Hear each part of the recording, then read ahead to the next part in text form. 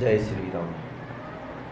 ये जो टॉपिक हम पढ़ने वाले हैं इससे एग्ज़ाम में सवाल पूछता है, तो हम स्टार्ट करते हैं। देखते हैं, देखो x प्लस 1/x अगर इसका मान p है तो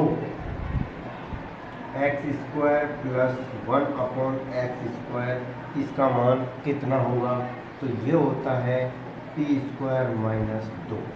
लेकिन ये होता कैसे है ये देखते हैं।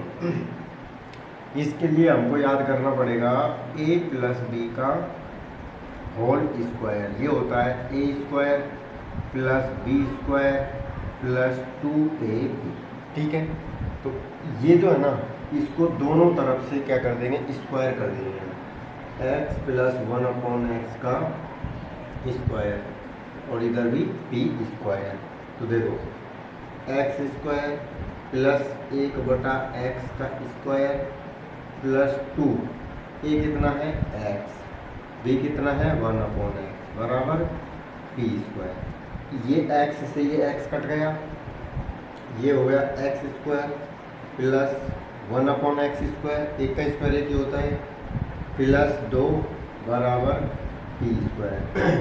अब ये तो पूछा है, ये इधर चल जाएगा तो प्लस का क्या हो जाएगा माइनस। तो x² प्लस 1/x² का मान कितना आ गया p² - 2। तो इसको हम डायरेक्ट याद रख लेते हैं p² - 2। ठीक है, आप देखो इसी में अगर वो अपन से पूछ लेवे x³ प्लस 1/x³ इसका मान क्या होगा? तो ये होता है p³ - 3p।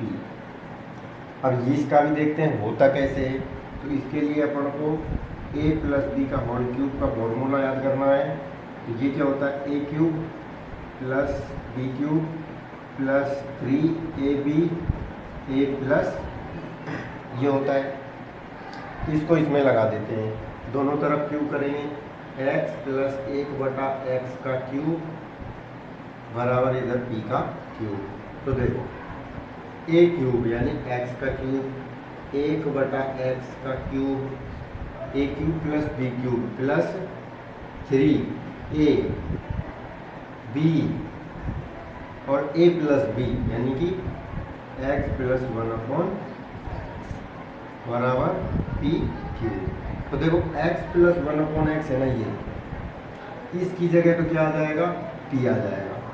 इसको तो हम रख देते हैं यहाँ पे p, और ये x से ये x कट जाएगा तो ये हट गया। अब ये क्या आ गया 3p आ गया। तो x³ प्लस 1/x³ ये इधर चला जाएगा तो p³ इधर जाएगा तो माइनस में 3p आ गया ना। ठीक है, तो ये हो गए हमारे 2 हो गए। अब पूछता है वो 4 का भी पूछ लेता है। x⁴ प्लस 1/x⁴ इसका क्या होगा भाई? तो इसका निकालने के लिए अपन क्या करेंगे, ये जो है ना स्क्वायर वाला इसको 2 बार ले देंगे। x² प्लस 1/x² है ना, इसका कर देंगे स्क्वायर। ठीक है, इसका स्क्वायर करेंगे, इधर क्या लिखा है p² - 2, इसका भी स्क्वायर होएगा। दोनों तरफ अपन ने इस वाले को कर दिया स्क्वायर। तो देखो ये हो गया। अब इसको वही a प्लस b के स्क्वायर से खोलेंगे तो ये हो गया x⁴ plus x⁴ plus 2 x² गुणा 1/x²। इधर ये जिसको भी खोलेंगे तो देखो p⁴ प्लस 4 माइनस 2p² गुणा 2 ये हो गया। तो अब देखो ये इससे ये कट जाएगा, x⁴ प्लस 1/x⁴ प्लस 2 बराबर p⁴ माइनस देखो ये 4p² प्लस 4 ये हो गया। अब ये जो प्लस का है इधर जाएगा तो -2 हो जाएगा, -2 हो गया तो प्लस का 4 है तो ये प्लस का 2 रह गया। तो ये हो जाएगा p⁴ माइनस 4p² प्लस 2। ठीक है, अब ऐसे ही 5 का पूछ ले तो 4 तक हो गए, 5वां है एक्स की घात 5 प्लस 1/x की घात 5 ये पूछ ले तो क्या करेंगे, 4 का पूछेगा तो अपन क्या कर देंगे, जो 2 का है ना उसका स्क्वायर कर देंगे, ठीक है। और 5 का पूछेगा तो अपन क्या करेंगे, 2 का और 3 का इन दोनों को क्या कर देंगे, गुणा कर देंगे, यानी कि x square plus 1/x square, इसको और इसको x की घात 3 प्लस 1/x की घात 3 इनको कर दिया गुणा, इनको गुणा करेंगे तो इनका ये जो है पीछे वाला है तो ये भी गुणा होगा, पी स्क्वायर माइनस 2 और पी क्यूब माइनस 3p ये भी गुणा होगा। तो देखो इसको इस पहले इससे गुणा करेंगे तो x की घात 5 हो जाएगी, 2 और 3 प्लस फिर ये इससे गुणा होगा एक्स स्क्वायर गुणा 1/x की घात 3 प्लस फिर ये वाला गुणा होगा 1/x स्क्वायर गुणा x की घात 3 प्लस 1/x स्क्वायर 1/x की घात 3 तो ये 2 और 3 5 ये 5 हो जाएगी। देखो ये कट गया, कितना बचा, 1 बचा x, ये कट गया तो ऊपर बचा x तो ये हो गया x की घात 5 plus 1/x plus x plus x की घात 5 इधर की साइड तो बचा ये, और इसमें भी जो ये वाला है ना x प्लस 1/x इसको बोलते हैं p, ये दे रखा है। अब इधर करते हैं अपन गुणा, तो देखो पहले ये गुणा होगा p की घात 2 p की घात 3 गुणा होंगे तो 5 माइनस 3p, देखो 2 तो ये और 1 ये कितना हो गया 3, फिर अब इसको करेंगे गुणा, ये इससे गुणा होगा तो माइनस 2p क्यूब, फिर देखो माइनस और माइनस प्लस 3 को 2 से गुणा करेंगे तो 6p, ये इधर आ गया।